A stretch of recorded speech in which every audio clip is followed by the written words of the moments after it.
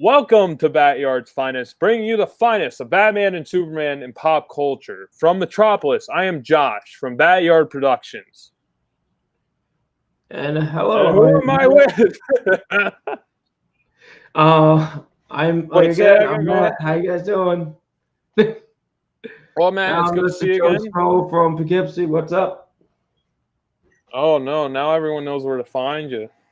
You're gonna be, you're gonna Say, have where in Poughkeepsie? you're gonna have people at your house or at your mansion in Beverly Hills. All right, I'm done. I'm done with this bit. Okay, so Matt, do you have any? You said you had some like BS or DC news. I have some BS. Before we get into the news, if you don't have anything you want to start out with, sorry. It's not real super big news, but it's slightly different, like somewhat news, because DC did that whole DC Universe thing, and they started pulling all their stuff Oh right. from everywhere. So I'm gonna share this. Are you showing it on the screen? Was it? Yeah. So do you see the page? I do not. You have to click show on the stream on the top right. Show. Do you see that on your screen? Matt is ready to show on screen. Let's see. Let's click it. Sorry about this. This is our only second time doing a live video. Hit it. All right, here we go, Matt. The grant access. That's mine. I don't see yours. And Anita, was it? Please grant access to share your screen stuff. Okay, whatever. Screw it. I'm not gonna share it then. Try it again. Stuff. Because I saw the icon. All right, here you go. Here we go. It's coming on, Matt. We got it. We're live. We're good. I think it's coming up. It's not. It said 3, 2, 1, and then nothing. All right, fuck it. No, narrowed it.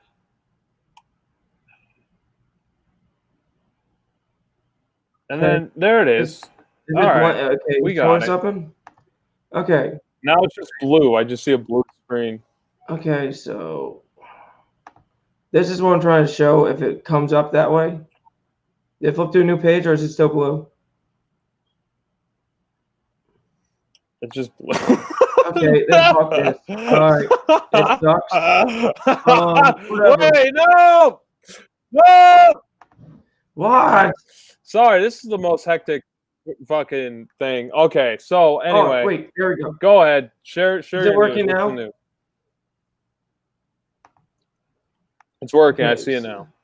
All right, it's going to come live now. I see it. Okay, go ahead, Matt. So Jim Lee is now stating that DC Universe is now going to be starting to let its shows be on HBO Max. So like it's going to be stating like where is it down here? There's already a couple. Man, I've already passed it. No. No, it's not coming up for most of my other stuff. But whatever. You can see here. Oh yeah, here it is. Mostly here. On my phone, it comes up highlights, but it states that they already put. All right, just give me the meat. What's going on? I'm trying to. So Warner Brothers already greenlit. What was it? Harley Quinn and Doom Patrol to go on to. In the show. The show is going to go. Those shows are going to start airing on HBO. Oh, the Harley Quinn animated series, the animated show. And supposedly, they're going to try to get the Stargirl on there too in the midst, but that's a CW show supposedly. Yeah, I haven't seen that yet. I heard it was good. I did hear it was good. Is it better than Batwoman? I haven't seen that either. So I don't know. You have to tell me. You actually seen these shows. Woman's okay. I haven't seen Stargirl. I didn't know that's a thing yet. I heard talks, but I mean, I think check it out because now it's out. Mm-hmm. But this is basically what I'm trying to show, and they're supposedly talking about letting Titans and Young Justice to go on that show too at the same time. Oh, okay. HBO Max. Sorry, it took a little bit to show you this information. No, that's all right. That's all right. We're going through a little technical difficulties, so I think it's understandable. This is our only second live broadcast, so give us a little slack, and I would highly appreciate that. And if you guys want to comment down below what you guys, are thinking or feeling, just let us know. And that'll be great. We'd love to see you guys, communicating with us. We want to be a part of your conversation. So get it going. But anyway, so I only have like BSBS. I don't have really any news. The only thing I want to say is I watched our very first scene that we ever did for the Batman versus Superman film, The World's Finest, which is up on YouTube, and it's it's pretty. I mean, obviously I'm biased, but I think it's pretty good. And I thought it was really. It's so old. It's so old. I saw how many years ago it was. It was 6 years. It's 6 years. It's been 6 years when we first started the first scene of The World's Finest. And I think your brother's Canon. Yeah, we're still using his camera at that point. And then you could kind of see like where our spirits are, where you watch like after credits, the behind the scenes stuff, the bloopers. Like we seemed a lot more kind of carefree and like, yeah, we have time to work on this kind of thing. And then like compared to this scene to any other scene, those scenes seemed a little more rushed in my opinion than this one. I don't know how you feel, Matt. I'm curious, because that's how I feel. Just like looking at the footage, I'm like, wow, there's a big difference. The movie started off that Josh had this movie idea, and we didn't have a fucking date for this movie. Oh. He just said, "I have this idea. It's going to take this long, and I want to get into a movie theater just to premiere it for everybody." Yes. And we're like, okay, cool. And put it on YouTube. And we didn't have a freaking date. But years went on as we're making it. And we can see between all of us saying, how long are we working on this? Yeah, exactly. That's what happened. It's like a never-ending monster. It's a never-ending story. So yeah, I feel like that's probably most film productions that go on for an extensive period of time, like especially early films where it's like their first kind of feature film. Like Evil Dead, the first one was like they would shoot, and then I know they had to do reshoots at Sam Raimi's house, like after the cabin, for I think for the climax of the film. So it's kind of funny to see the behind the scenes of kind of how our spirits are, from the very first scene. And eventually I want to see, which is the very last scene we shot, which was the Wonder Woman scene, which even when we shot that's been at least a year ago. Like it's been a while since we shot it. I want to compare, I mean, at least with the Wonder Woman scene, we had Leo, which was kind of more like a fresh pair of eyes. So that's kind of, I think that's what made each scene a little bit like, not unique, but like gave it a little different like light, because there would always be a new person in each scene. So they're kind of experiencing this whole crazy animal for the first time, But since the first scene, the first scene we had such a big cast. Yeah. So we had like to play with every person separately. I know I had some fuck ups. We had a couple other little issues here and there, and we just had to stop and take our time and work with it all. Yeah. And then all the other scenes, you minimize the characters to about 2 to 3 or 4 max. I think 3 is like the most we had in the scene. Really, about extras. The most we had is probably 4. because down from that, from what we had in the first one, we had about six people on. Yeah, we had. Oh, yeah, you're right. I think you're right. Yeah, we had you. We had you. We had me. We had Ryan. We had Shane. We had Mac, and we had Janelle. So that was 6, and we also had Robbie, and we also have Robbie, which is Robbie's a very small cameo playing Jack Ryder, as a news reporter. I do wish we kind of got Robbie in there a little bit more, because I know he would have gave it his all, if he was in it. But I think what we got was definitely, enough at the same time, if that makes any sense. So like that. Yeah, that's basically what made us take our time more, because there's so many people. But now you picked certain people, and we already had the chemistry, so we just ran and just kept running. I think you're right. And we took less time trying to fix things than. I didn't even think of it that way. Maybe we're more efficient. Maybe that's it. Because in the first video, it was just Avril Whim. You had a storyline, and we just did things.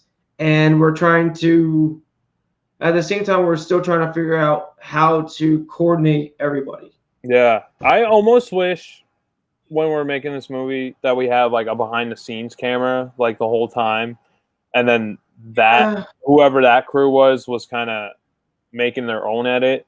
But we do have obviously behind the scenes stuff in between takes and shit. So we do have enough footage. We probably have more. No, we don't probably. We definitely have more blooper and behind the scenes footage than the actual movie.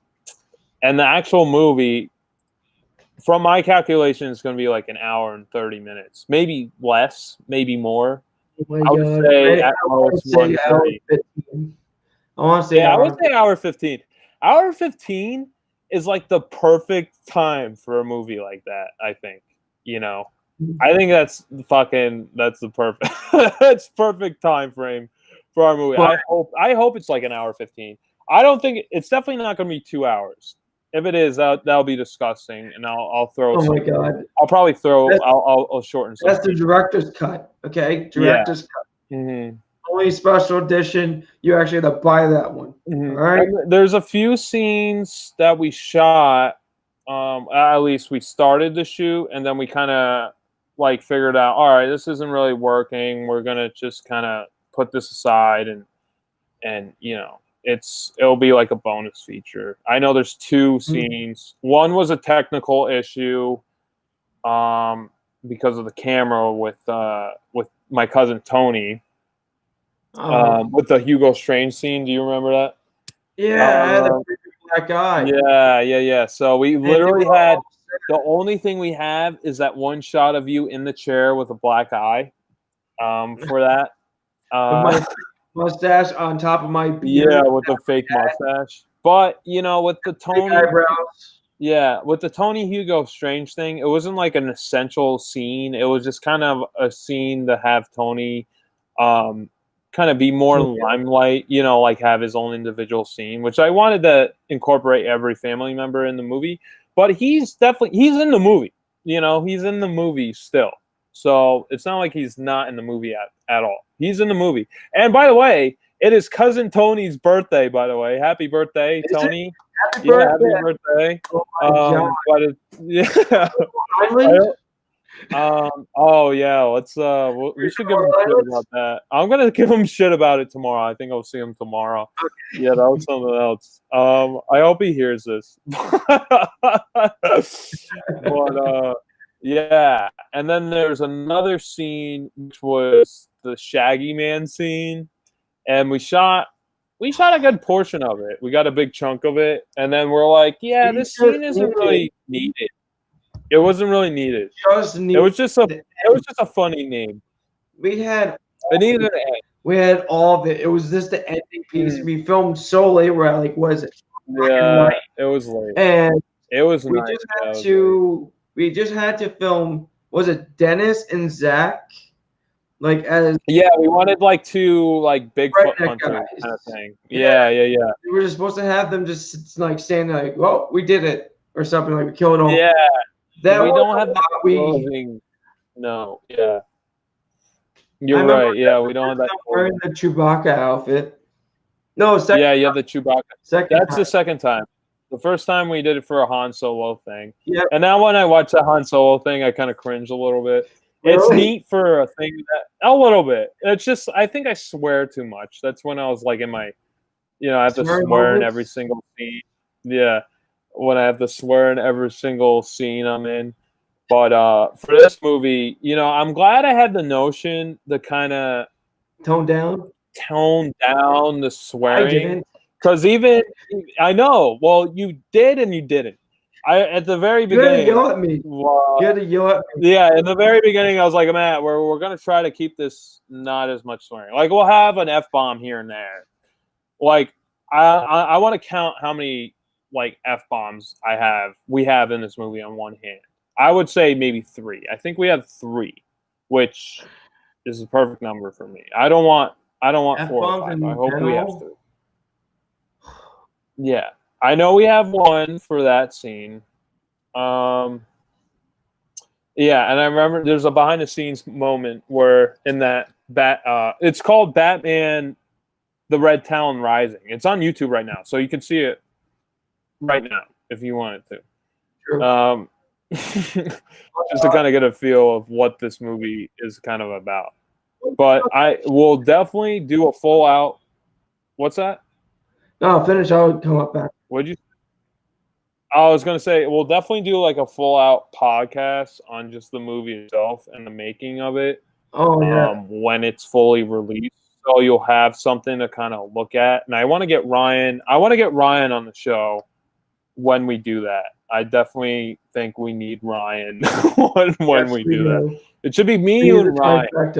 Maybe JT. Maybe JT can jump in a little bit, but it should definitely be us 3 because we were in it for the long haul the whole time. And I'd be very curious, like do a commentary or something. That'll be hilarious. That'll be so great. That'll be great. No, I want to say one more thing about that Shaggy scene, the Shaggy Man scene. Yeah. We were having a fun time until we had to do the bottle rocket out of the gun. You're right. It was out of a BB gun. Yeah, we had a BB gun. We had a bottle rocket. We're supposed to shoot the bottle rocket out of the BB gun, or we just had it taped and we had to pop in the barrel. Not the safest thing, but we did it. But we did the first time, it failed. Second time we did it, it was fucking perfect until right when it pops, JT yells. Yeah. The whole setup, that whole little cut. Yeah, I mean, we technically still could have used it and just put a gun sound effect. It would have been It's not as authentic. Yeah, you're right. It's not as authentic if you kind of. It's just extra work for us. You're right. No, you're 100% right, and I kind of felt that way too while we're filming it. But yeah, there's JT. Yeah, for those of you at home who don't know who JT is, JT's my older brother. He was in this film as well. Basically, most of my family members were in this Batman. It's your whole Superman. It was if I could name, I'll try to name at least all family members. Your mom, friends your sister, your brother, my other brother, your aunt, your uncle. Oh yeah, your cousin, my nephew, your other uncle, nephew. We got. I think that's it. Oh my other aunt.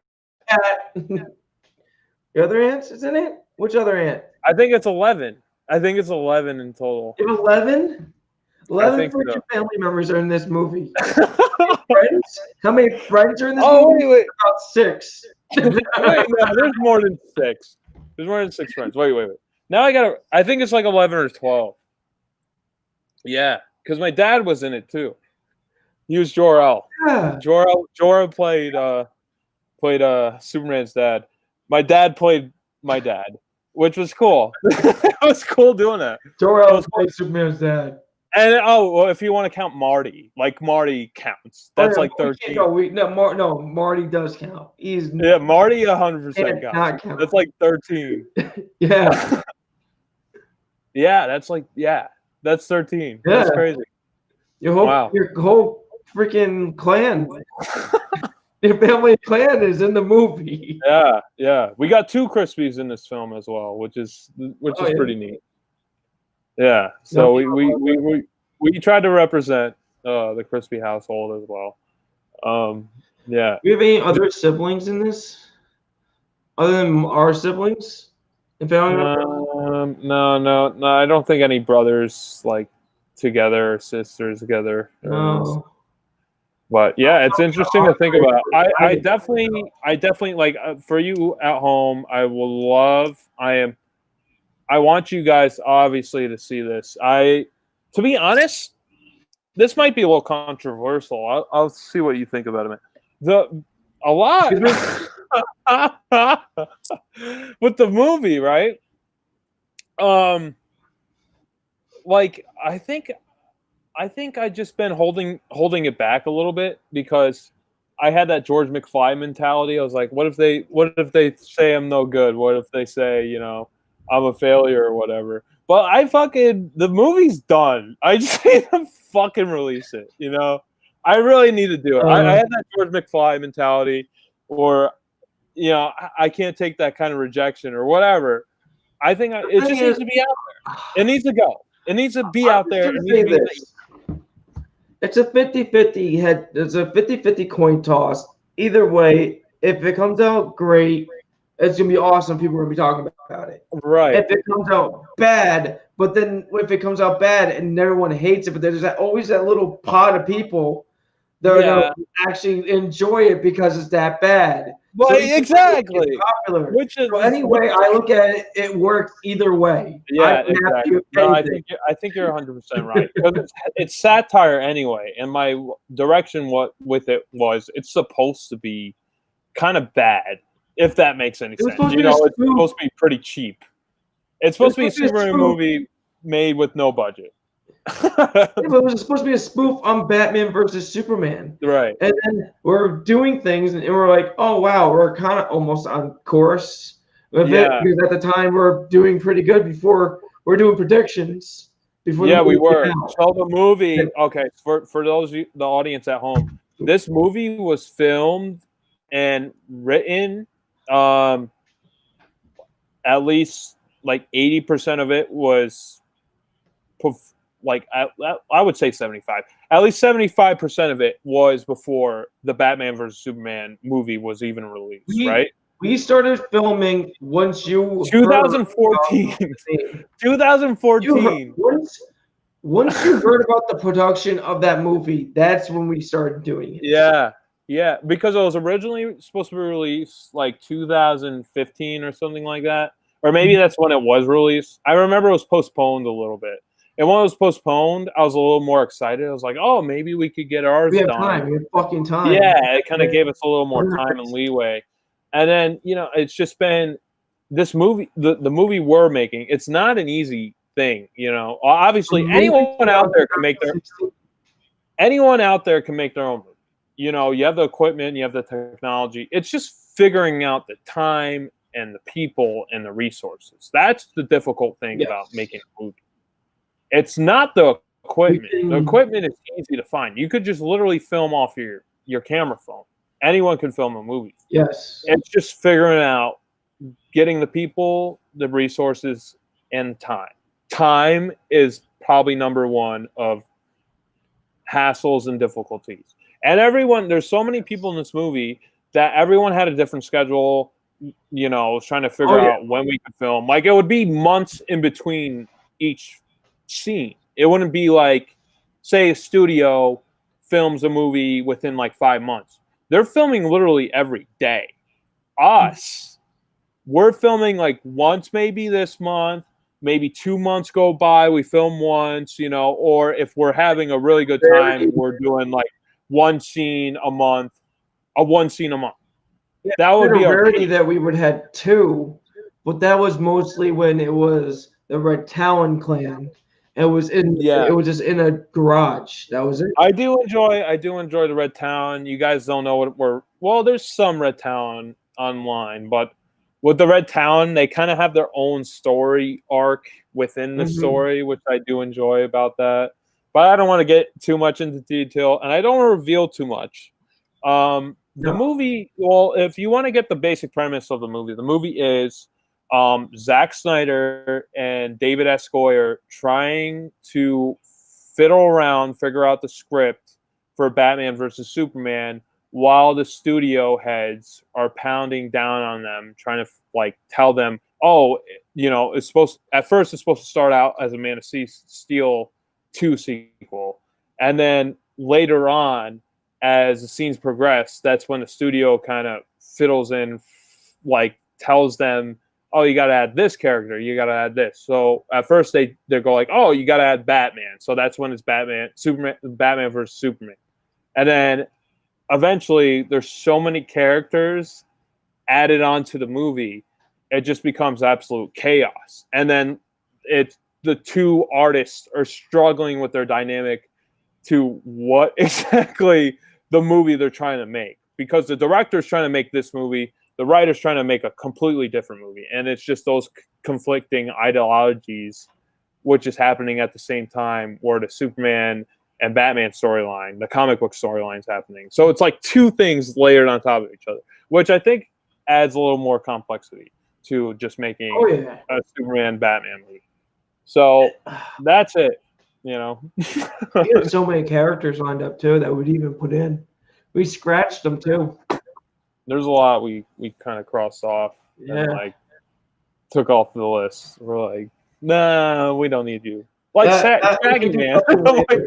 Shaggy Man. Penguin was one. Oh, sorry, I hit my mic. Penguin was one.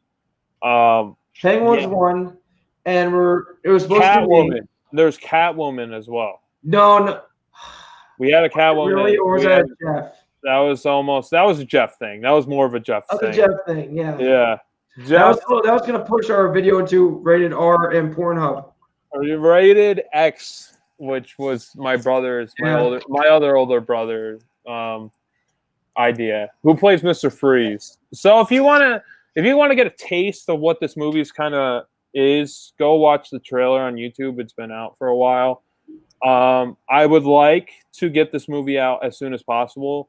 I want to wait till COVID kind of relaxes a little bit to kind of show the public, because what I initially want to do, I want to have a live screening of the movie. So I want to see an audience reaction. I want to invite everyone who was in the movie, everyone who's friends of the people in the movie, and like kind of branch it off that way. And if they want to invite people, the more the merrier. I don't think I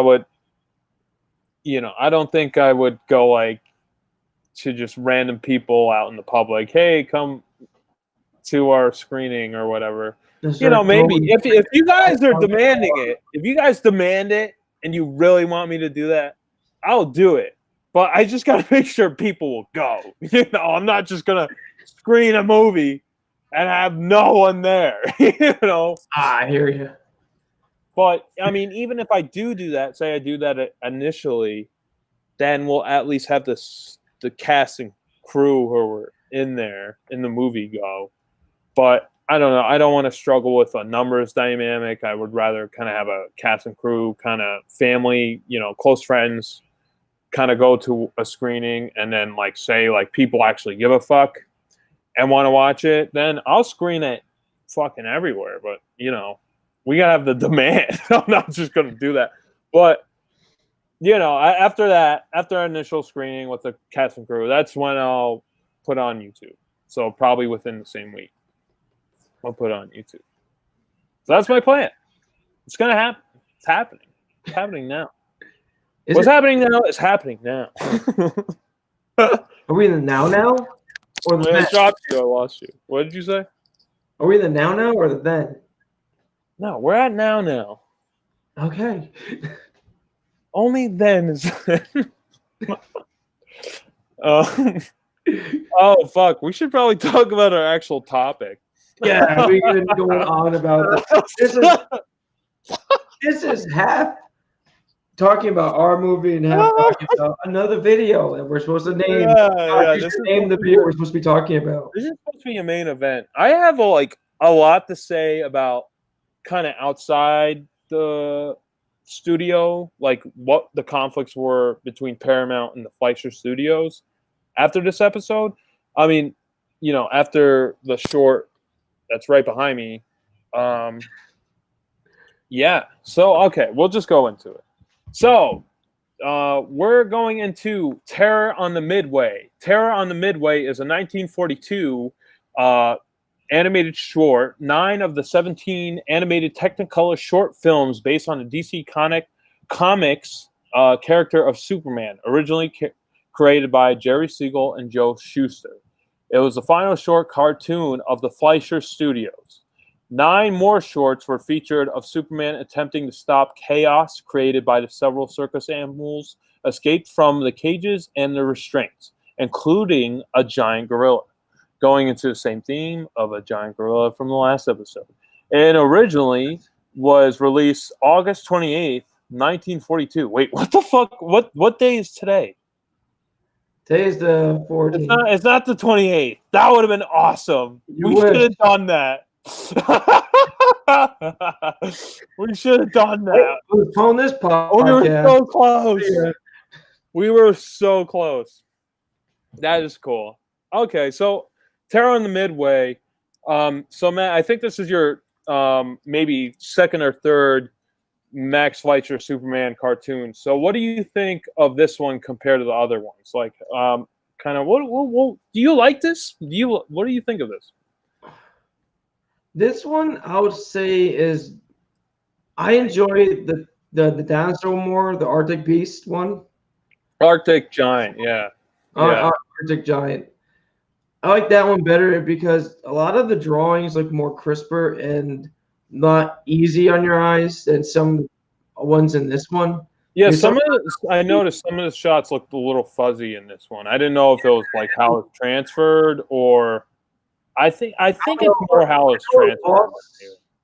In some scenes, I lost like some of the outlining for Lois. Yes, there's one close up. I know what you're talking about.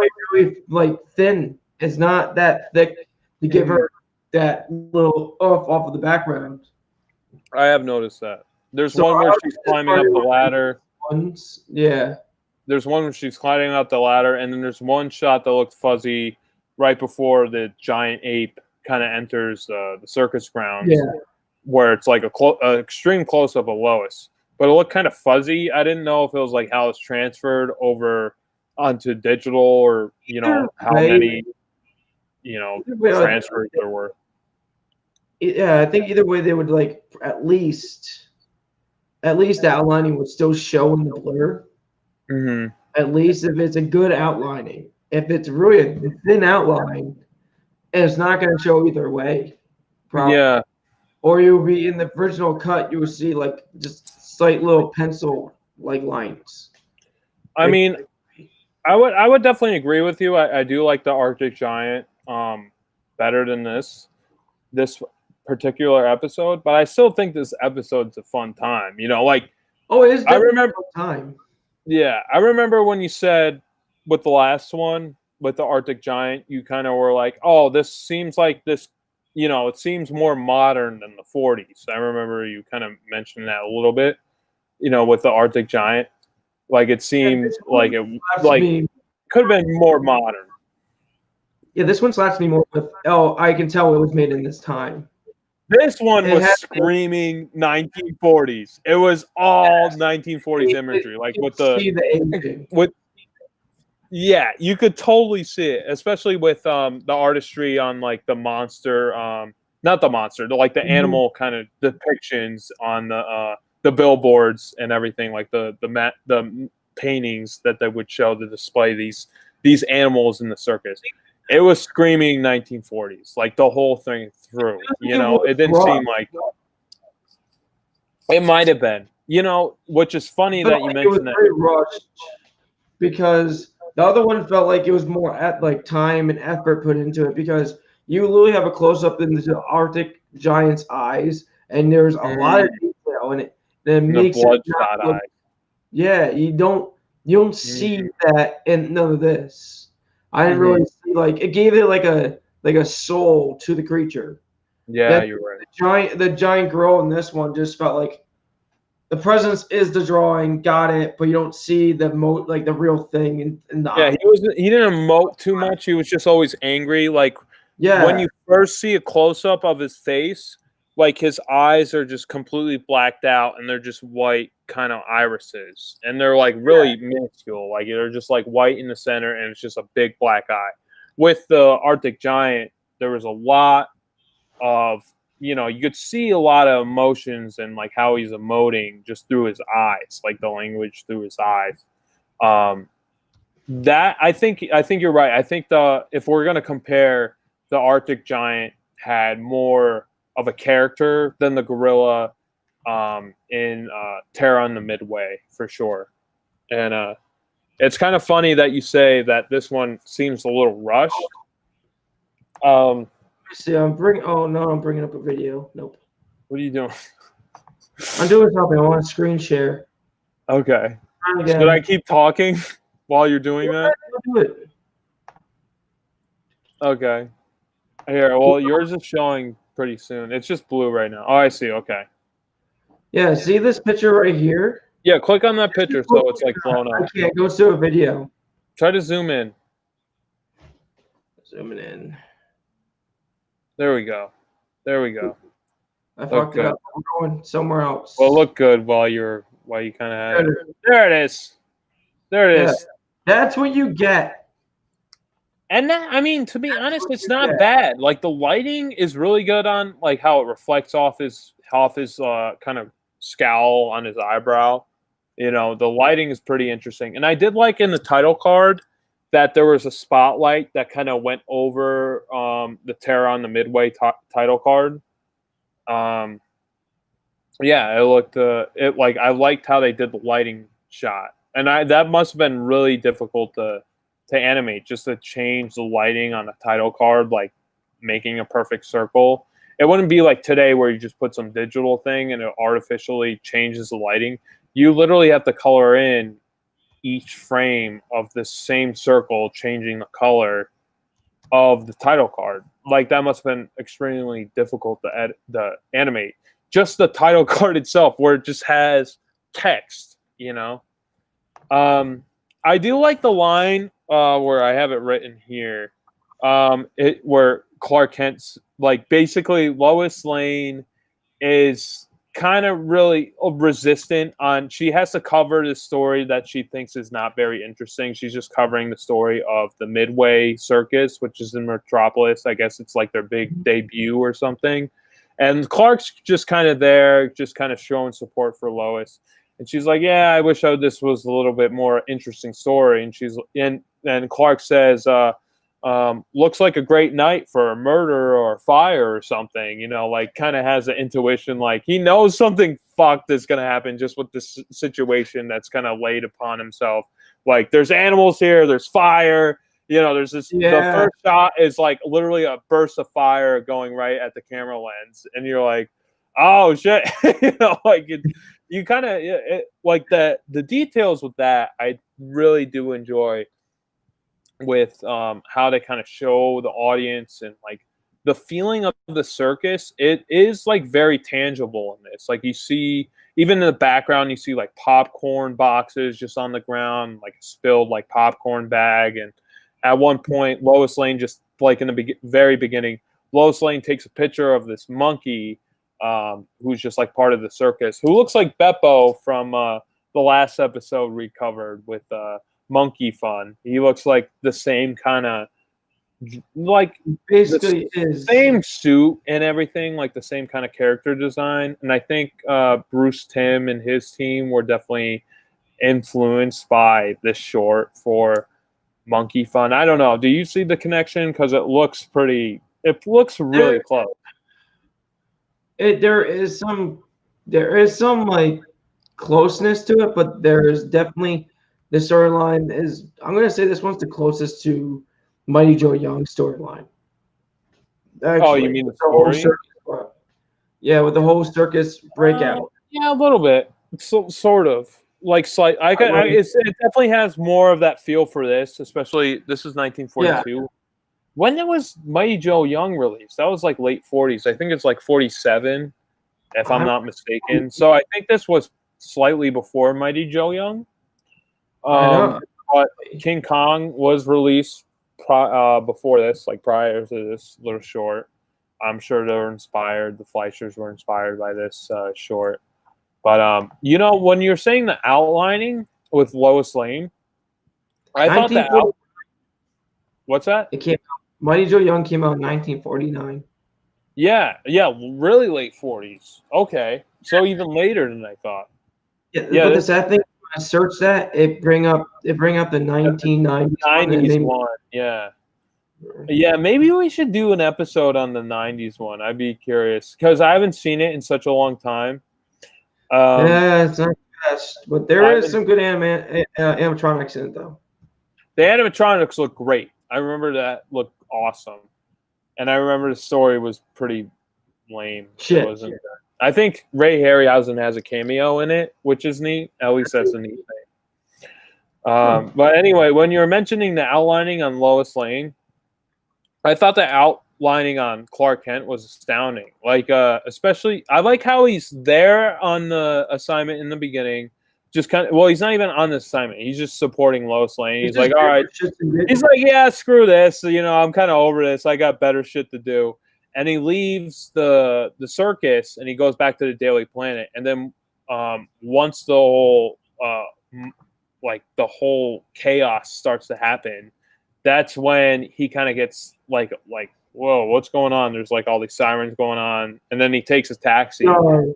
When he goes in the taxi, he looks like his silhouette looked really pronounced, and I thought his outlining looked really good, especially when the cars are passing him. I don't know if you remember this. It's like right when he's at the Daily Planet, the cars are passing him. Like when all the chaos is going on at the circus, he's just kind of getting like somewhat of an understanding, like something's kind of off. The headlights are passing by him. When the headlights pass by him, he's like completely pitch black, and then you see him, and then he's pitch black again, like you see his outline. I thought how they did that was really effective. I was like, whoa, this makes it really tense and really, interesting. As much as we're praising Superman, but I'm going to do another share again. But I think someone didn't really like drawing Lois Lane for some reason, because this is not the best picture. That's funny. Wait, zoom in again. That's when right before the brass cut, where we get this shot. That's right before this shot where he's out there. I thought this was phenomenal.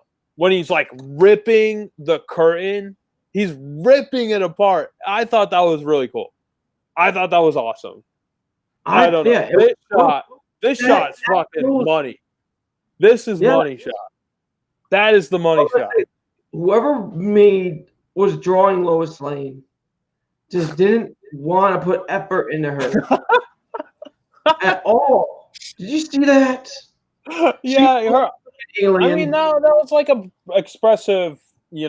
She's trying to portray like a big shock. Like, holy shit, this monster's like this giant ape's coming in. Like, you gotta express those giant eyes. Her eyes are here. Her face, her eyes are supposed to be here, not here. She has giant eyes for no reason. No, well, there was a reason. She was looking at this. Yeah, it's a reason. Yeah, but eyes are not supposed to be like there. There's your eyes.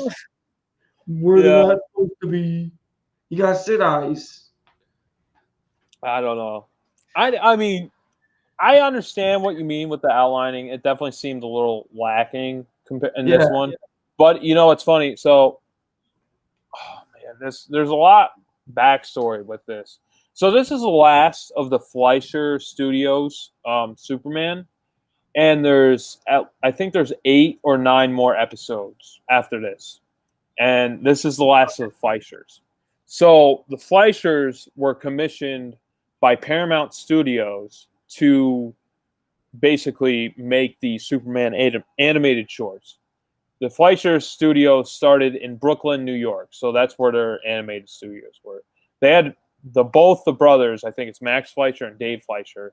They had beach houses in Miami, Florida. So they wanted to bring their studio to Miami, Florida. They took $100,000 loan from Paramount Studios to fund the transfer of their studio to Miami. So at that point, there's, I don't know, some time has passed, and the creditors of Paramount wanted their $100,000 loan upfront in cash right away, and they didn't have the money at that point. Like they didn't have the resources to give them the money. So with them trying to pay the loan, which was for them to for Paramount to ask for the Fleischer brothers to pay the loan all upfront in one cost, all in one load, was illegal. So they had a document signed saying, they could pay it in in interest, or not in interest, like over time. Like it would just be like a little bit here, a payment per month or whatever, however amount of time. Like it would just be a payment per period. And so they did have the document. So the document, their studio was robbed. The document was gone. Of course, perfect. So they run into the muscle of Paramount basically saying, like, you guys aren't going to work in this town again. You guys are screwed. Like, you guys should just get out of this deal. So Paramount basically stole the Fleischer Studios from the Fleischer brothers and outsourced it to other animators making Famous Studios, which was owned by Paramount. The Fleischer Studios was just commissioned by Paramount. So Paramount basically kind of stole the template of the Fleischer Studios, took it for themselves, ripped it out of their hands, and took it for themselves so they could have all eyes on deck. Like they have all hands on deck. Like they could have complete control of what's going on at the studio head, which is crazy, right? So during the 1920s and 30s, Disney and the Fleischer Studios are head-to-head. They're like at direct competition. They're the biggest animated studios in Hollywood, like in the world. They're like neck and neck, right? Yeah. And since Paramount, so the smart thing what Disney did, right? They distributed their own cartoon shorts under the Disney name. I think it was a different studio head. I forget what it's called. Not like studio head, but it was like under a different name, but it was still owned by Disney. What the Fleischers did was go through Paramount and different companies and distribute it that way. So they'd be basically commissioned. So that's like if Disney was commissioned like by Universal, it doesn't really sound right when you say it out loud. But that is what happened to the Fleischer Studios. So this is the Fleischer's last Superman short. And you could get a lot more information. It's on this YouTube channel. I think his name is Aaron Mills, which is his series is called Look Up on the Screen by Aaron Mills, retrospective. So he doesn't have that many followers or that many views, but like when I was kind of doing research, I found this video, and his video has a lot of information. He kind of dives more deep into the copyright infringements with Max Fleischer Studios. Like, I mean, how these are public domain, but Superman is not. He kind of goes a little more in depth. I highly recommend that video. I haven't talked to Aaron Mills. I don't know anything about him. I just like the video he made, and it's very informative. And I find that fascinating. Like, say the Fleischer Studios were distributed by themselves, they would have been like probably like how Warner Brothers is compared to Disney Studios. You know what I mean? Like how like Bugs Bunny is compared to Mickey Mouse, which I find fascinating. It's like Now imagine so those many. videos now. What's that? Now imagine those videos now. Like if this studio so made stuff. Yeah. I don't know. I don't know I how it'd would be. think it's freaking amazing. I think because you know what I like about the Fleischer Studios, at least with the Superman series, they're like more like their comedies kind of more New York. You know, it feels like they're not from like Walt Disney grew up in the Midwest. This studio, like the Fleischer Studio, they grew up in New York. Like the comedy seemed like more East Coast kind of comedy if you kind of watch like their other stuff. Like I looked a little bit into, I think it was like Bug Goes to Town or something. I forget what it's called. But it's like this bog city in a metropolitan like rural like area, kind of like more like a New York City. And it's like just New York jokes like throughout, like just the feel of New York. And I feel like you get that with these. Like it's totally like, oh yeah. Like if like someone said these Superman shorts were made by people who lived in New York, I'll go, yeah, that makes total sense. But if it's like, oh yeah, these Superman shorts were made by people who worked in Hollywood and California, it just like doesn't really hit the same way. If you know, does that make any sense? I don't know if It makes a lot of sense because that means you get a little bit of the hometown in them in these videos. That instead of like Hollywood doing it themselves, they're just basically copy and pasting something onto something. Right. Hopefully the feel gets there. Mm-hmm. But you're saying it gives you that New York feel, but Metropolis is supposed to be a big city, so like basically they're trying to. Metropolis is kind of like mirroring New York. Like I feel like Metropolis kind of is New York at the same time. So why not give it the New York flair? Who really knows, other than the comics, really how Metropolis is? And you know what's funny? I know there's one Max Fleischer short where they mention Manhattan. They're literally looking at Manhattan. They say Manhattan. You know, they say it. Like the old island never looked better or something like that. So it's like, obviously, they're on a ferry looking at Manhattan. Like it's 100% Manhattan. There's no mistake of it. Metropolis is like, did they travel or did they just like, they're really just like, I don't know. It's like Jersey to New York. I don't know. It's like weird. Like some Superman comics and renditions supposed to be out of Kansas, like some Kansas. Yeah, like some of it, it's like its own city. Some of them they just kind of combine Metropolis in New York into one thing. You know, it's just called Metropolis, but it's like the same streets and the same iconography. Like there's still a Statue of Liberty. Like okay, in Superman the movie, Lois Lane and Clark Kent are flying through the skyline of Metropolis. And there's one part where they literally fly past the Statue of Liberty. You know, and this was made 30 years after, well, actually more than 30 years. 30 years after the Fleischer Studios shorts. So it's like it kind of, I think it always started out like, at least maybe with this, you know, like Superman's kind of always kind of been incorporated with like the field New York, but it's not New York. Yeah, because it's supposed to be over it's supposed to be what is it? Mid-central, like of America, like the center, basically. Yeah, like, at least where Smallville is. At least where Smallville is. But with Metropolis, it could kind of be anywhere. You know, that's kind of the interesting thing about Metropolis. Like it could still be in Kansas, or Metropolis could be on the East Coast, it could be on the West Coast. And I feel like the further it is from Kansas, the kind of more potency that it shows that Superman is getting out of that small town rural life. Like he's going like across the but why does it feel like when he goes home back to the farm or some episodes, it feels like it's just a blink of an eye. He was there. He's Superman. He can move. Like, he's Superman. He can move faster than a speeding bullet. He's fucking Superman. I don't care.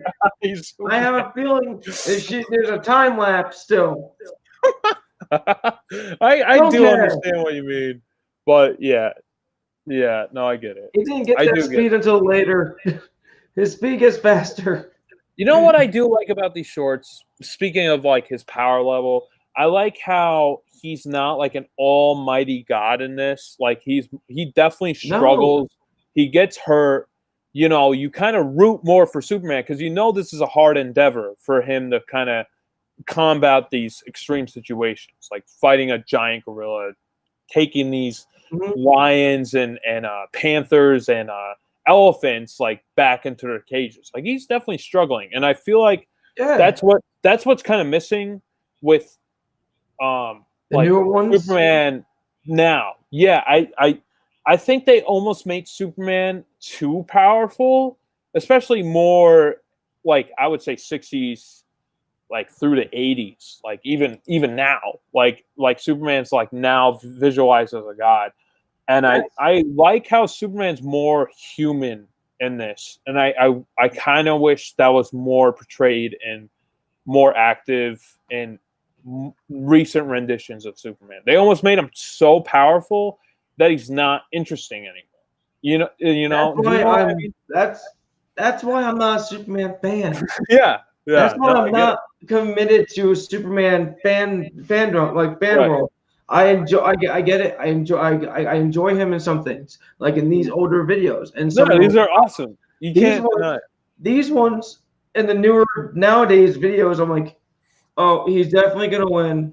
One punch Right. there, this and that, and that's why I fall towards more of like Batman, Green Arrow, and all these other guys. They don't have these abilities, so they have to. You see the struggle without the shows always because there's always that human factor. No, I get it. Superman, Totally get it. and these old ones, you see the human factor to him because he was raised and he doesn't have these overly built powers that everyone keeps feeding him. I think they really screwed up when they did the whole thing. He sits in the middle of the sun. I get it; it was meant he had to do it. But once they did that, Oh yeah, I know you're talking. Where he's like gold. He's like yeah, gold and super. yeah. Yes, I agree. Superman Prime. 100%.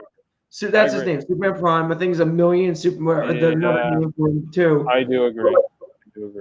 Once they hit that spot in comic books, they're Like, well, we hit that limit, Yeah. so we need to give him these like these powers even more. No, I get it. I totally understand. That's why I kind of like Doomsday. Doomsday basically threw him around like a rag doll and gives him a problem. Well, and that's wait. Go ahead. Sorry. And it gives him that possibility he's gonna die. In a way, everybody else is just like you think it, but at the end, you just know he's not going to. Yeah, he's not going to die. He's gonna beat him, overcome whatever. And it kind of makes I root for Lex Luthor some episodes because I'm like, he's gonna do it.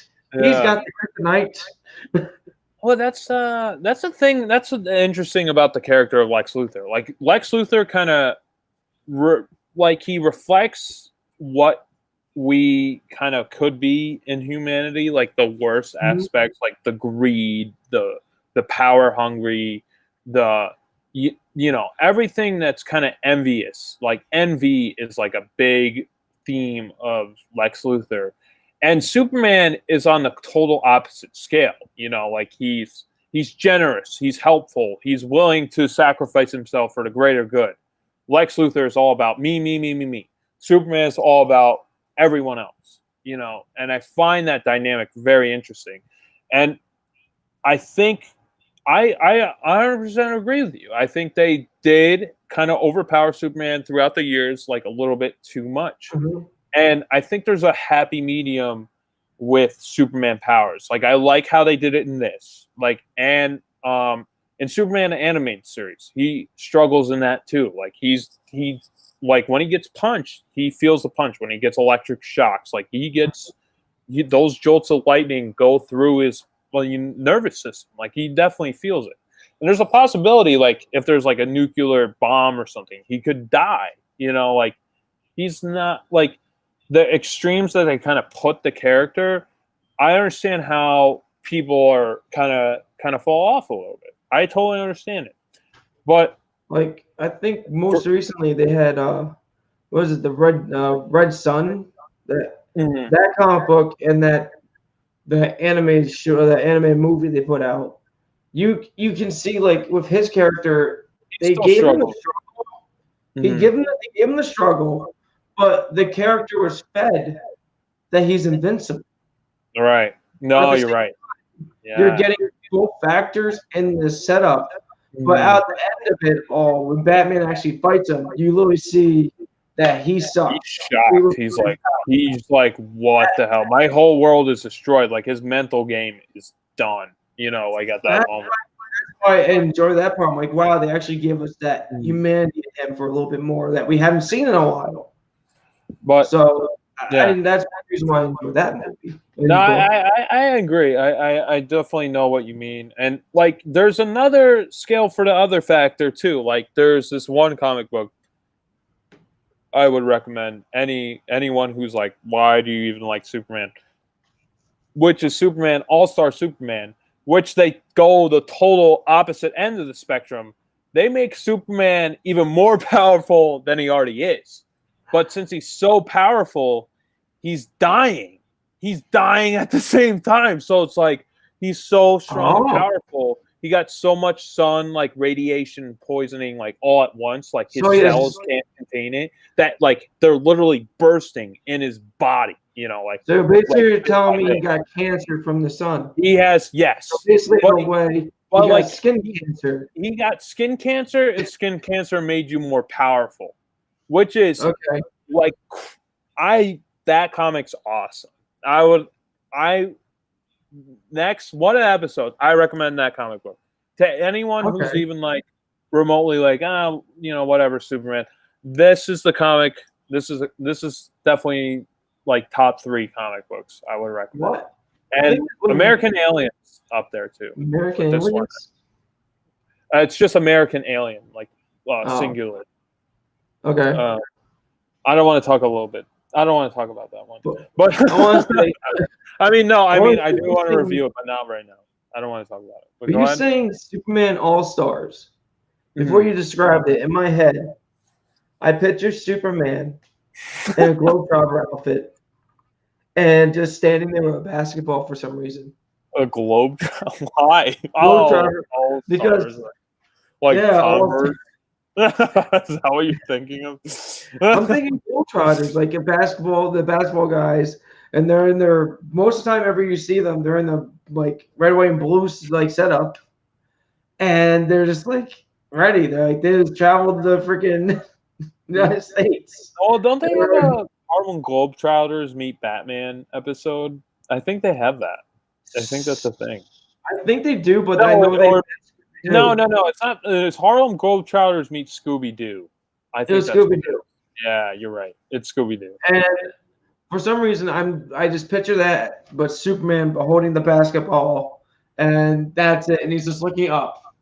I remember I used to have, when I was like young, I was like 3 or 4. I used to have this Superman animated series shirt, where it was like literally like a little Superman, like this big, like right here, and it's like Superman. The animated, like he's holding a globe, and it looked like I forget the Greek character, but like he looked like, I think it's Atlas. I could be wrong. Yeah, Atlas is the one that holds. And he's like holding a globe. It's instead of that, it's Superman, and I don't know, that image stuck in my head. Even I wish I had the shirt still, but I haven't had it since I was like 3 or 4. I try to find it online. I can't find it. So if you guys know that shirt, please let me know. I'm just curious just to see it again, or image of it. But I think it's with the going back to the Fleischer Studios. I think it's 100% so screwed up that like they've been kind of lost at time. Like obviously, people fans of animations know who the Fleischers are. Like if you really if they dive deep into animation, like not even so deep, but if they watch Popeye or Betty Boop, they created Betty Boop. That's her original character. Popeye, that was another, like, that was based on the comic book series, and they kind of outsourced it through the Fleischer Studios. But they're not like a household name. It's not like Warner Brothers and Disney today, because they're like they're a little lost at time. And I find that animation style and their studios definitely should be a little bit more celebrated than I think. That I think they deserve a little bit more recognition. You know, Mm-hmm. are you here, Matt? Where are you? Here. What are you doing? I'm doing some searching. I'm What sorry. the fuck? What the fuck? I'm sorry. You said sure, and I'm doing the searching. So I don't know. There's a similar thing that happened with Superman, where the creators literally got like $50 for the rights of Superman. By I think they sold it to DC. They sold it to DC Comics pretty early. They're like young kids, so they didn't know what they're doing. $50, and they made $50 out of a multi-million-dollar property. Superman is now trademarked and copywritten by Warner Brothers and DC Comics. Which I don't know how long. I don't with copyright. I understand a little bit more than trademark. Trademark is a whole different ballgame. And I don't even understand that much about copyright because there's so many like Mickey Mouse clause and everything. Like at first it was like, I think it was like 50 years after you created the character, then it becomes public domain. And now then they switched it over to 50 years plus, no, till the creator's dead plus 50 years. So. Okay, got it. What With could the that trademark, a trademark is only active for 10 years. Really? So I just looked it up. It's trademark as every 10 years, and you have to re-up it. And you have to do proof of usage and all kinds of stuff. If it's useless, unless what is it? Decoration unless the trademark is to go abandoned. It's just every 10 years you have to re-up Well, it. it sounds like they almost found a loophole where they could use Superman forever. Like they can own Superman And you can forever. Like it seems like that character is never going to be in the public domain. Besides these animated, which is a whole other crazy thing. Okay, if the trademark is abandoned for more than 3 to 5 years, you can basically do whatever you want with it. You can there's trademark yourself. There's no way Warner Brothers or DC is gonna give up Superman. There's no fucking way.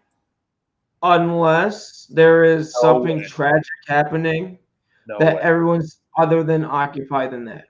Unless they got one person. If there's a nuclear fallout, then yes. If that's what you're saying, yeah. Unless Warner Brothers pays this one guy to sit in the chair every day and count down the days until 10 years went by, we're purchasing, and he clicks his eBay bid button. Yeah, if someone fucks up royally and loses the rights to Superman. There's no way. It sounds like they found a loophole where they can keep the character forever. The only time you can really lose it if that moron that's sitting in the chair forgets to up it for 3 to 5 years. And it goes abandoned. Yes, it won't happen. It'll never happen. So yeah. No. Which is a little upsetting. I would like Superman to be in the public domain. Obviously, being a Superman fan, the more people who make Superman stories, the more interesting it would be, I think. You're telling me average Joe people should make a comic series for this used to be average Joe, everyday man. Well, us fucking average assholes made our own Superman movie, Batman Superman movie. But I think we're kind of more more satire. So it's a fucking copyright law, and it's so above where my brain capacity can be. It's just crazy, and I just find it crazy how the Fleischer Studios just basically got ripped away their formula, and the animated Fleischer episodes that came. I mean, no, not the Fleischer episodes. the Famous Studios, which is the new title that they created for the animated studios after the Fleischers kind of were gone, they're out of the picture. They're not nearly as good. Not at all. The animation's still solid. The stories are more World War II propaganda, which now some of them are a little more it's a bad taste. Like I'm not really. I would still watch it, but it's still like, yeah, there's better ones. There's one. Yeah. I would say there's two of them that's good from the famous ones that I enjoyed. There's one, I think it's called like the Underground World, where they discover these like bird people that live underground. I thought that was pretty cool. It's like pulpy and more that kind of dives into that science fiction field that they kind of had going with the Fleischer Studios. And then they had a mummy one, And the reason why I like those because they're outside of the war, They're still Superman contained stories. Yeah, the other ones they don't hold my attention as well. Jumping back to the copyright stuff. What? Jumping back to the copyright stuff. Mm-hmm. A copyright can last up to 70 years after the death of the author. Yeah, so their whole lifetime actually proceeds on to another 120 years. Mm-hmm. That is a rare thing. You can the copyright whole hold lifetime on to it. It's crazy. And so you know Steamboat Willie, like the first Mickey Mouse cartoon where he's like whistling, he's fucking riding the boat. Everyone knows at least that image. So I thought that was public domain at this point. I thought it was public domain. But it's not public domain until 2024. So we have 4 more years until Steamboat Willie is available for the public domain. Which if Disney doesn't pull some bull. Yeah, they might do another Mickey clause where they like make some loophole, like they extend the copyright law even further, because that's what they've been doing every time. Like at first it was like 50 years maybe, and then they did 100 years plus 50 years. I mean, not 100 years. So the creator's lifetime plus 50 years. Then it's like a whole. Now it's more after that. I just kind of lost track, but it's just copyright is fucking confusing, and I don't totally understand it. I'm not a lawyer, obviously. I don't know. Yeah, do I look like a lawyer? I mean, my last name starts with law. It's in my last name. Hey, you got a foot in the door. Yeah, there I go. I just say that. Hey, I'm the law. I am the. But yeah, it's like when I find out like these creators of like my favorite character of all time, like Jerry Siegel and Joe Shuster, made 50 fucking bucks creating the most iconic superhero of all time. It makes me depressed. I'm just like, oh, that's awful. That's so bad.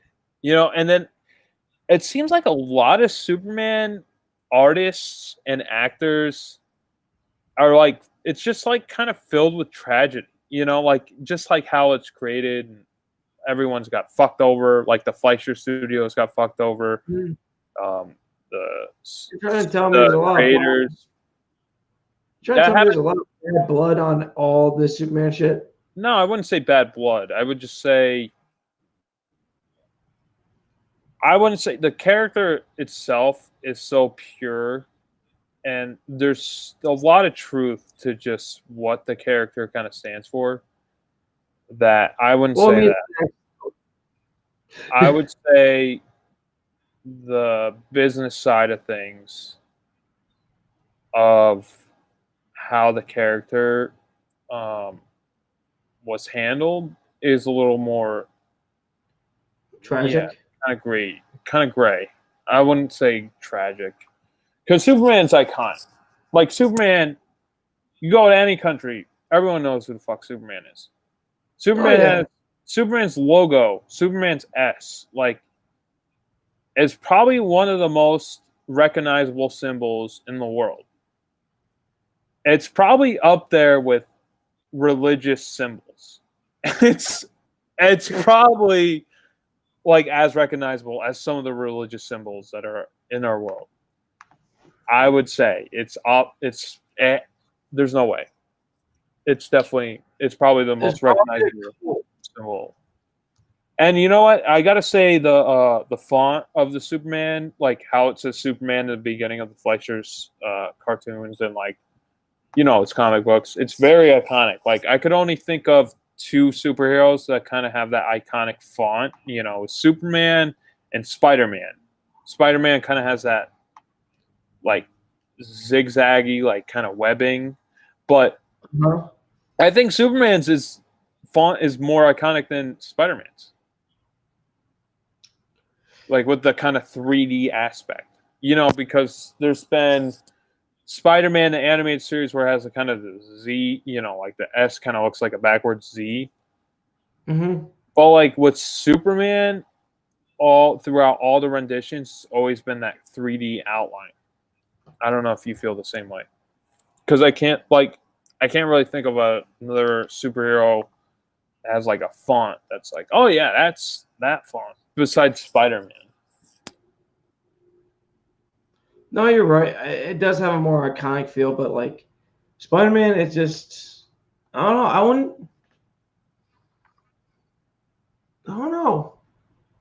I wouldn't say Spider-Man is that iconic because there's been different renditions of it too. Yeah, there's a lot of them. And if you look at every Superman's S has always been in this same diamond-ish or triangle-ish shape. Well, that's just now you're talking about the symbol, especially of course the symbol's iconic. So like, there's a lot of that, and like, there's a lot. Superman stayed mostly the constant. Spider-Man has changed over the years a lot more. I think you're right. I would agree. Let's see. That's kind of how I see it too. I don't know. I don't feel like we can compare like Spider-Man stuff to Superman at all. I know. Which I do like Spider-Man, but Superman, it's just he's so iconic. He's almost so iconic for his own good, if that makes any sense. Like everyone knows who Superman is. He almost has that Mickey Mouse effect, right? Like everyone knows who Mickey Mouse is. No one watches Mickey Mouse cartoons anymore. Superman's almost becoming more of a symbol than a character, at least nowadays. Which is, I find a little saddening. You know, I think Superman is still up there with the most favorite superheroes of all time. He's definitely up top 5. You know, maybe even top 3.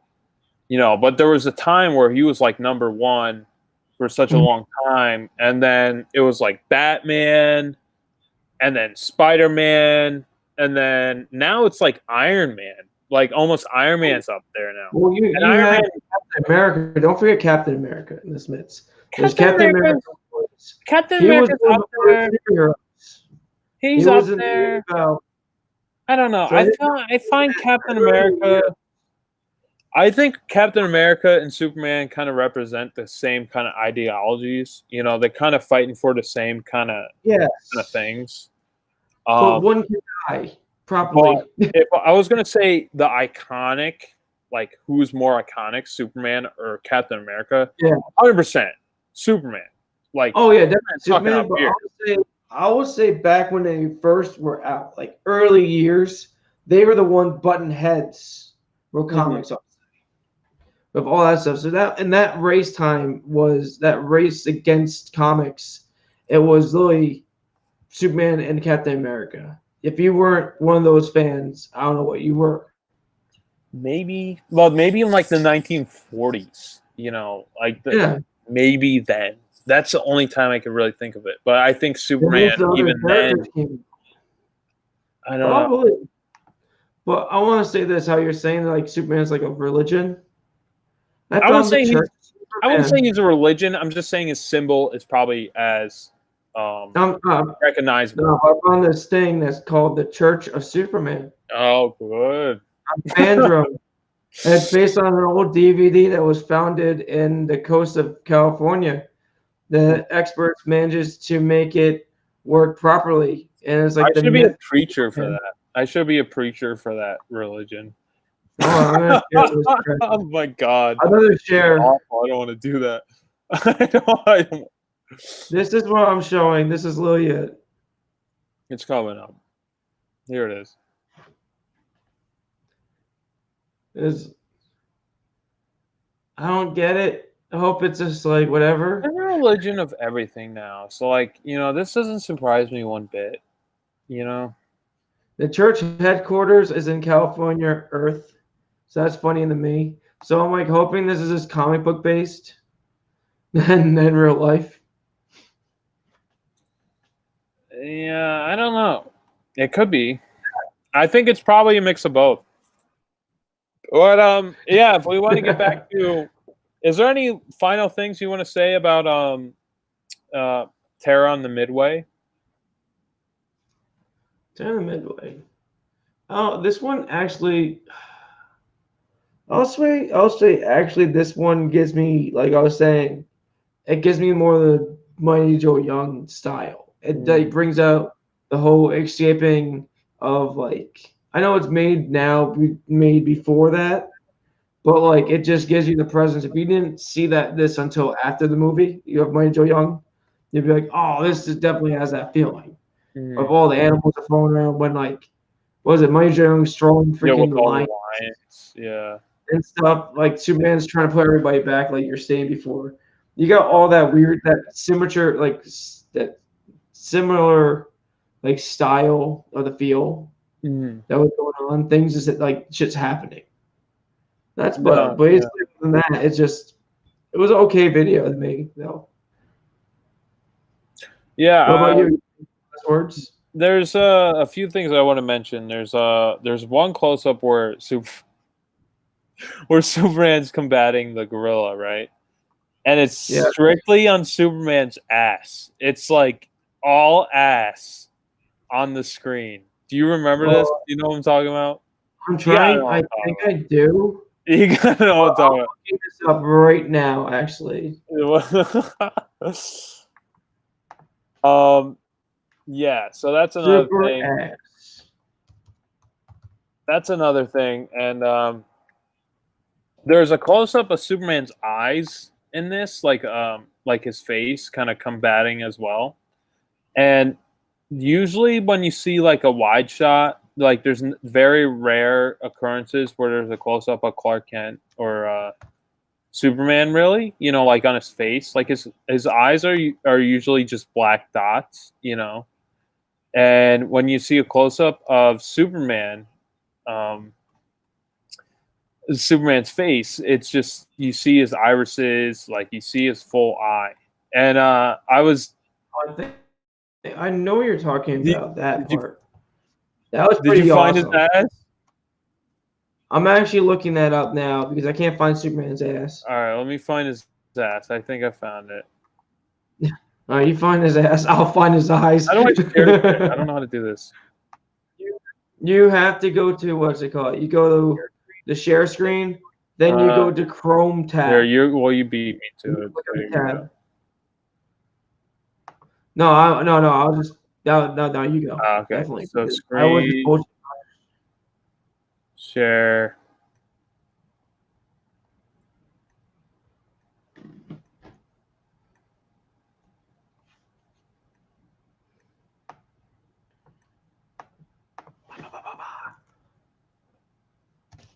All right, is mine up? Let me go back. You're still blue. Give it a second. It's nothing still. Really? Yeah, I don't got nothing.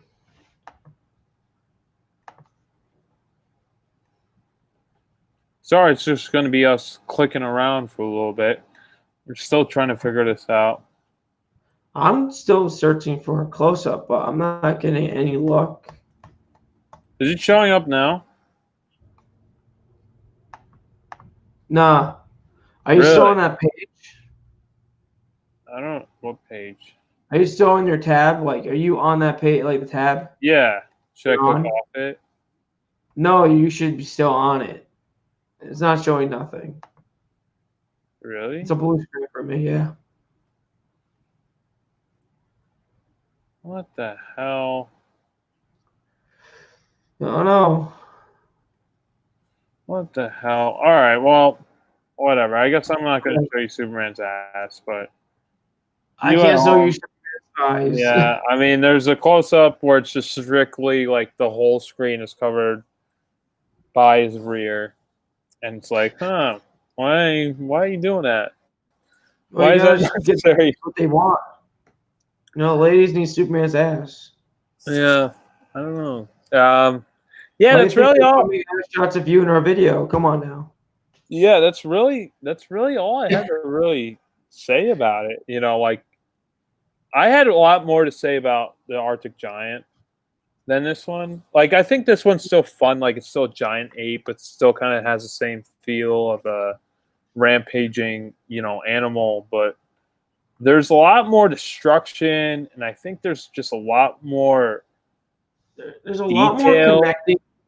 There's a lot of detail. There's a lot more work into that one, including there's a lot more that we can pull into it at the same time. Like we had, like in that episode, we had Godzilla and we had Ray Harryhausen's 20,000 Fathoms creature, the beast from 20,000 Fathoms. So we had that to talk about and how they were probably influenced by this thing. Yeah, and we really don't have that much other than Mighty Joe Young in a way. But that's later. That could have been influenced by this, but it's hard to say. It is hard to say. Because that movie is about a greatly growing in mass throughout the whole movie.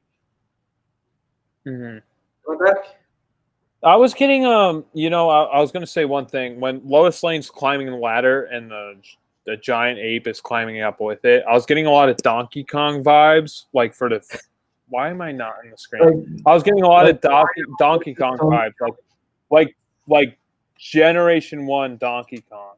You're talking about the original Mario games when he's climbing up the ladders, jumping. The original Mario game where he's climbing the ladder, exactly, and then Lois Lane's climbing up the ladder and he's climbing up. And I was getting a lot of Donkey Kong vibes. Oh my god! And I gotta say, with the atmosphere of the whole circus itself, it's like very tangible. You know, it feels like I'm there. Like I hear the carnies kind of getting people excited in the beginning, like hurry, hurry, hurry, get your giant stuffed animal Mateo. And you know, later on there's, you know, you get the fire, like the fire breather, the performer like breathing fire in the beginning. Like I almost felt like I was in the, you know, in the room panning around the whole thing. Yeah, which is something I don't really get from modern cartoons. Really, I don't really feel like I'm there. Like this, like how they made the animation and everything. It's like realistic enough where it's like, huh, this could be a real place, you know, like it's definitely a, well, I don't know, like how they make everything. There's so much atmosphere. How often does a modern cartoon really pan a room for so long to give you that feeling?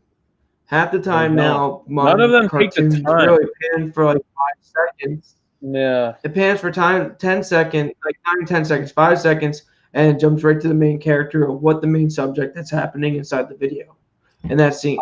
That's really it. You don't got that whole atmosphere set like up. They're trying to hold the attention span of a child. And I wish more cartoons kind of took their time with the setup of the scene, like where we are, you know. And I wish there's more cartoons kind of made like this, where it's like made like this could be shown. Obviously, could be shown to kids, but like you could show this to adult, and they would get a lot out of it too. Like you're getting a lot of atmosphere, a lot of noir vibes, and there's a lot going on in these, and they're like more action packed. They're not like fairy tales like Disney or anything like that. Mm-hmm. And I wish we kind of got more action packed cartoons where there's a high budget like this. Like I don't really see that. They're not going to waste their time or money on that. No, which is a shame. Like 2D animation in itself is almost dying, a dying art form in itself. Like you don't see any. Our generation, or like where we're at the tail end of it all. Mm-hmm. We're like, you're right. And it was like kind of fading away. Mm-hmm. So like now they treat kids more like they're too precious to see violence. Meanwhile, I know people that take kids to horror movies and rated R movies and say, "Look at this shooting that's happening, or this person getting chopped up." Yeah, but like I feel like it's almost weird. Like children are more desensitized and more sheltered at the same time now. It's like a weird feeling. It's like just so I don't know what's going on. I understand. Like I feel like they're desensitized and sheltered at the same time. They see more violence on the news than they see actual real TV side, like setup for shows. That is where it's all fake, and you could explain it away and go like, "Oh yeah, that's just corn syrup on that guy's face." I don't want to turn on the news and have my kid more scared of real life than the fucking TV, because like you said, I can explain shit. Say that's that's not really happening. Like right. I don't get what our society is actually getting at with this setup. Like if we can go backwards with giving kids the violence, I think it'd be fine. A little bit. This episode's getting a little more philosophical than I imagined. But it runs into it. It keeps running into it. That's if we keep pulling in stuff from the past and bringing in our present and past, our past and present stuff to the actual real past, it's a lot of difference. There's a lot of different setups. Yeah, it's like a different aspect. That's why I find these fascinating. It's like any film is like a time capsule of that time. You know, like before film, there's no way to know authentically how even a decade ago, like, well, unless you lived through it, but like say you're like a little kid and you're experiencing life for the first time, and then all you get is stories of that decade, maybe a picture here and there, but literally every film that's made is like a capsule of it. Like you could see through the lens, through the eyes of the artists, the actors, even a lot of real life footage, what is going on at that moment in time. And that's why I find film really fascinating, because you could go, it's literally time travel. You could watch a thing from the 40s and you're there. You're right there. You're in the 40s. You understand what they're looking at, what they're coming across. If you think about if you do any other, jumping on cartoons, if you jump off into like movies, like you're saying, everything was mostly filmed in legit sites and actually building like sets or having actual things, because so it was just green screen. Yeah, or green screen, that too. Where you are right now. Hey, backgrounds. But it's like back then it wasn't really that much people. It was a guy with a camera of his crew set up. No, you're now right. Everything has to be tactical. It has a lot more setup, clearer video, clearer audio, and it's easier to build a set to go actually out there and block off roads. You know? No, you're right. You're definitely right, and it's cheaper. It's cheaper. Yeah. It costs less. There's less people involved. There's less rules too.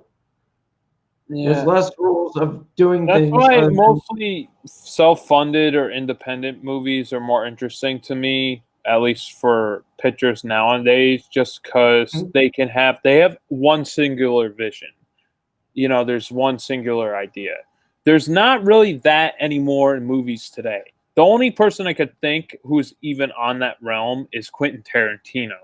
And he's probably not going to make too many movies. He's going to be the last director where it's going to be like one vision and that's their movie. Now it's just, I wouldn't say the last one, but like the last, it seems like the last, like we're going, the era of film is slowly kind of going away. It seems like more of a studio product. Mm-hmm. Yeah, it's always like cheaper, assembly line. Easier to work with.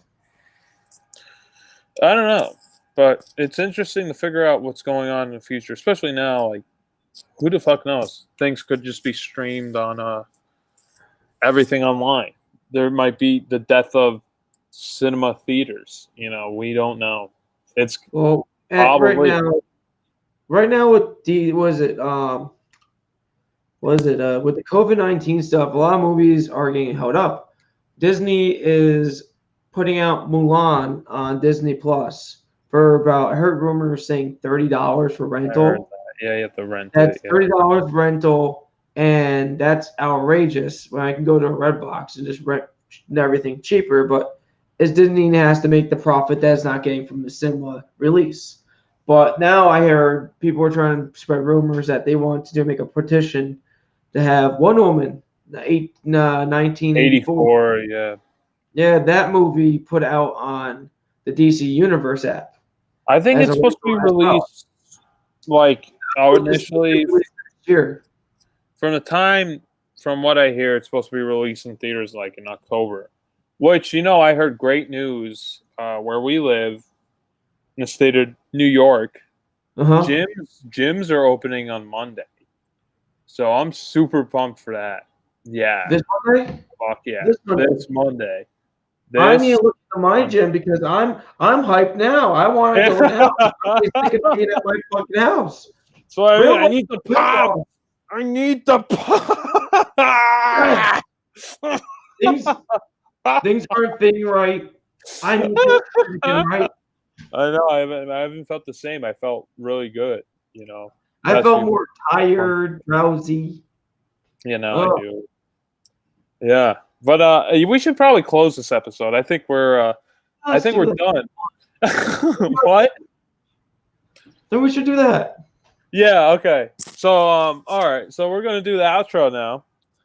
Okay. All right. And what do I say? I forget what I say. Do you remember what you say? I believe I do. Okay. All right, well, fuck it. I'll just try to wing it. And 3, 2, 1. This was BatYard's finest, sending you off, up, and away. And wait, no, that's not it. Okay, let me do it again. 3, 2, 1. This was Josh from BatYard's finest, sending you off, up, and away until next. That's not right. 3, 2, 1. This is Josh from BatYard Productions, sending you off, up, and away until next BatYard's finest episode. And this is Matt, becoming best friends. Best super friends. Fucking hell. It's in my head, broken. I know, I had to do it 3 times, literally, till I got it. This is Matt, becoming super friends. Episode by, wait, what? This is Matt. Yeah, this is Matt. It's so simple. This is Matt. Superman's pal. Remember that. You gotta remember Superman's that. pal. Oh my god. Yeah. Okay. Becoming super friends. One of them. Yeah, becoming that. All right. Fun. You want me to do my part again, so you kind of get in the rhythm? We'll make this better. Okay. 3, 2, 1. This was Josh from BatYard Productions, sending you off, up, and away until next BatYard's finest episode. And this is Matt, Superman's pal, becoming super pals at one episode at a time. I even fucked up still. Let's end this now. Don't care. Let's just end it. You had it. Becoming super friends one episode at a time. There you go. You got it. We're gonna someday. Yeah. Oh One my day god. we'll get it clear and fine. I'm gonna stop recording. Okay. That was an episode. That was long. That was longer than I thought it was. And we didn't even talk a lot about the episode itself. No. I think the episode it's 8 minutes. It's literally as we hit the primary source of it, and then we just arched off. Yeah. In different. We talked about copyright stuff. That was pretty interesting. I like that stuff. Yes. It's interesting to figure that out. I don't know anything about it, but I would like to know. I don't know. It's scary. It's scary. It is scary. It's scary. It's really scary, and I have a feeling it's really difficult with copywriting and trademarking because there's so much from even just reading those little notes saying like you have to have a lot of use. Yeah, they have to see how much usage you use of it. They have to have how much time it's been put in production, and then if you fuck up, like with a copyright, you get up to 70 years, and then 70 years of copyright of after death. So if you once you die with a copyright, it keeps going on. Someone still owns it. What? Someone still owns it 50 years after. So someone still owns it. A trademark is scarier than copyright. You could just loophole it. There's no means to an end. Yeah, there's no fail safe. Yeah. Yeah, it has 10 years. Yeah, but so there's no loophole forever. Yes, but you can renew it. Keep going. Forever. I understand it, but if forever. There's that I know, my God. But there's forever, shut up. But I'm trying to say I'm gonna end the tape, but if it keeps if you have that little hiccup, oh my God, if there's a hiccup, there's always a hiccup and something. So there's a hiccup, then you lose it. Yeah, but that's if you're an idiot. That's if you're a complete moron. Which I understand, but there is a moron that's controlling the copywriting for companies. Yeah, but companies, there's many people watching it. It's not just one moron. It's not just one idiot. It's many idiots. So out of the many idiots, there's going to be one idiot who actually goes like, "Oh, let's do something." That's not going to happen. We haven't renewed Superman for 2 years. What happened, guys? Yeah, there's no way that's going to happen. It's not going to happen. I know, but I'm just saying there is a scary moment. There is a scary moment for anybody that's not a high company with multiple people looking. Yeah, if you're not a high-end company, then you're fucked. But if you're like a multi-billionaire company, then there's no way it's going to happen. I'll say copyright is more solider than it's more. It makes a little bit more sense to me, even though that doesn't make sense to me. Yeah. Yeah. Yeah, it's scary, man. But all right, well, thanks for talking to me for 2 hours. I know Connor and what?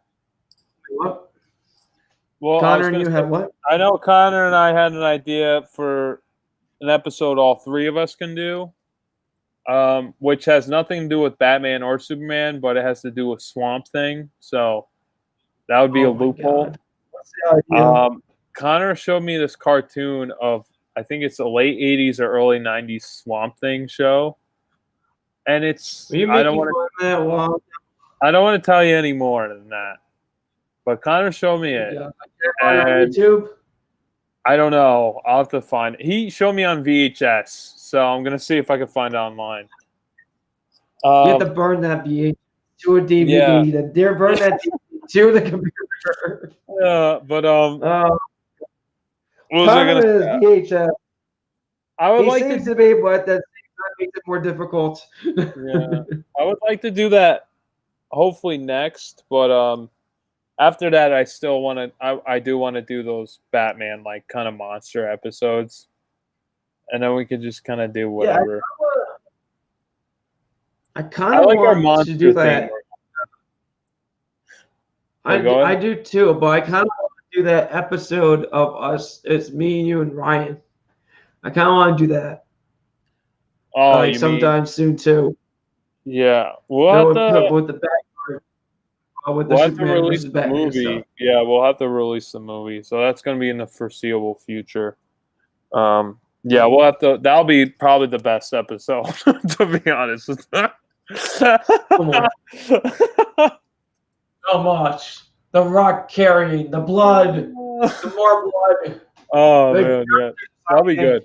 God. That'll be really good. And then we could have literally a screen of the movie and just us talking over it. We could just do a live commentary. You know. Oh my God. So that means you have to screenshot it the whole time. Yeah. Put on here. On here. YouTube it. Yeah, but we'll either do the Swamp Thing episode next, or we'll do the Batman monster stuff. Which Batman monster would you want to do? We could either do the werewolf or Man-Bat. I was thinking we should do Man-Bat first because that's literally the first episode ever of Batman animated series. So I think we should do that first. I'm down and then we with can that. do the werewolf. Yeah. So I'll let you know. What happens. But thanks for doing this. I think we have less viewers this time. No. Yeah. Whatever. We can't have everything perfect. Yeah, I guess not. Yeah, well, I was saying this one though. This was out there. Yeah, I know. I think I fucked up because I think I shot the load too early and then we fucked up. I think there was people who would actually shoot the load too early. Yeah, I think there would have been people who would have watched it. Whatever. It's okay. Cool. We'll just be more consistent. We'll just be more consistent. And I think the more consistent, the more people will come. So it's okay. I'm not mad. Okay. We're still live, by the way. Are we still live? Yeah. Are we still live? I don't know. All right, I'm gonna end this. Oh my God, I didn't know we're still live. Okay, this is our audio. All right, I'm gonna go. We're still live. We're still live. We're still live. Okay, you go. We're live. Once you leave, I'm still live. Wait, really? No, I just clicked stop stream. Yeah.